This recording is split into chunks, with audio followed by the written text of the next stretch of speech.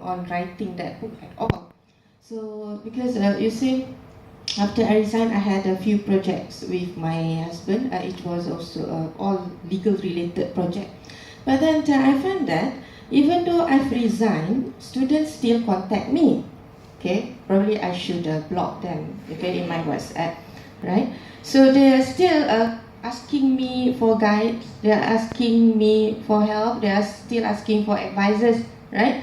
So and sometimes I feel that all these questions, the answer are just the same, right? So that was when I get this idea to write the book, Submitting to Allah, right? And my husband also told me that you have a way of telling the students to do the right thing. Why don't you put it in writing? So what I've written in my book is actually not new. Okay, I've been doing that for more than 10 years, right? If you know me, okay, it's just that before this it was for free, but now you have to pay for it. Okay, now with that book it's easier for me now because when students, right, come pouring their heart out to me now, all I have to say is, can you refer to my book, page 28, paragraph 3? So it's easier for me now, right?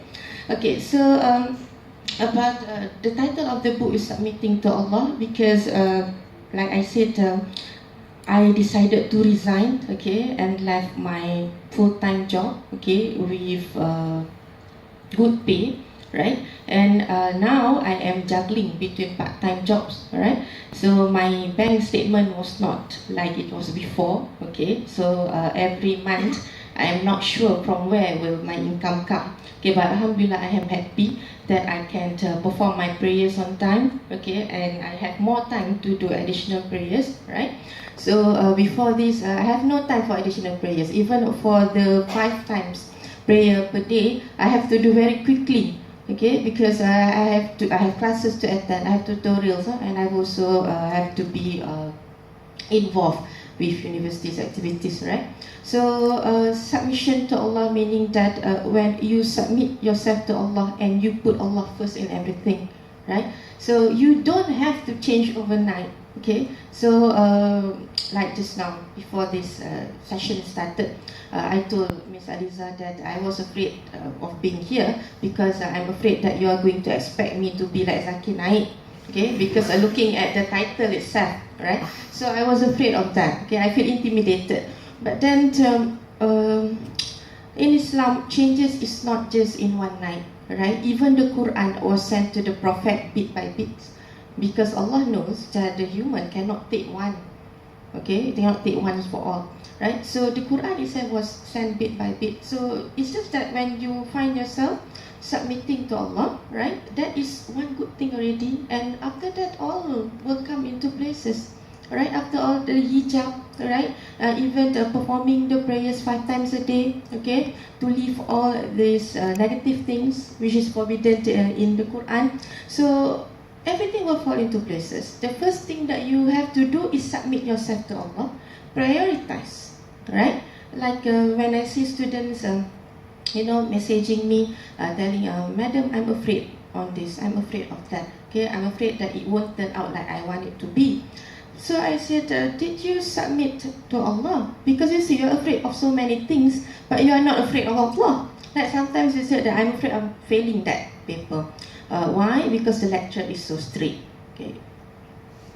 So have you heard of that kind of lecturer? Okay, right? So you see, because of that lecture is very strict. Tomorrow I have presentation, madam, in front of that lecturer. She's a tigress. Okay, you don't know her, madam. Okay, but she's horrible. But you see, the moment you sit there, you're afraid of the lecture, that means you are not afraid of Allah. In that situation, who do you have to be afraid more? So when you set your priorities right, everything will fall into places. The first one that you have to be afraid of is Allah, right? And you, I'm sure that after that you will be more calm. Okay. In fact, I am saying just now, I'm still changing. So every day also I have to counsel myself. Okay. There are times also where I'm afraid of things that are going to happen. I'm afraid of people. Okay. I'm afraid of even changing. Right. But I will still ask myself. Right. Who do you have to be afraid more, and who do I have to prioritize more? So of course the answer will definitely be Allah, and after that I will find myself calm and collected again. Right? Thank you. Thank you so much. That sounds familiar to us. So going to Amera, you're a student, right? So being a student, you have to mingle around with a lot of people, and like you don't always have friends who are like you. Like you have friends of various types of, like you have free hair friends, and you have the Hijabify friends.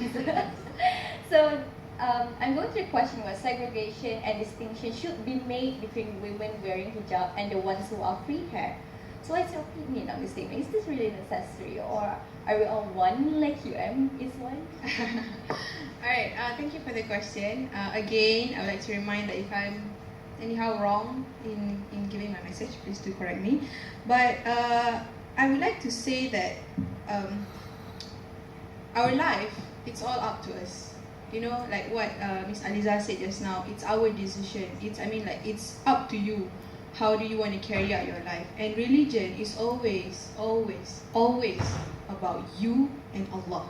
Regardless of how a person is not wearing hijab, or how a person is wearing hijab, or how a person is not doing good deeds, you can say, okay, these deeds are wrong. You shouldn't be doing this. We are a Muslim, we should be doing this. But you cannot say that, oh, you're a bad girl, or you are going to go to hell. That is not for us to decide. First of all, being that person who you said mingling around with all various kinds of students, I should understand that first. That, like whatever it is, the one who's judging a person is always God. It's not ourselves saying, oh, that girl is free hair, she must be doomed in hell. That's so not nice to say. It's not up to us. It's always up to God. So religion, for me personally, it's always it's always a relation between you and Allah and God. Alright, in terms of whether or not segregations and all,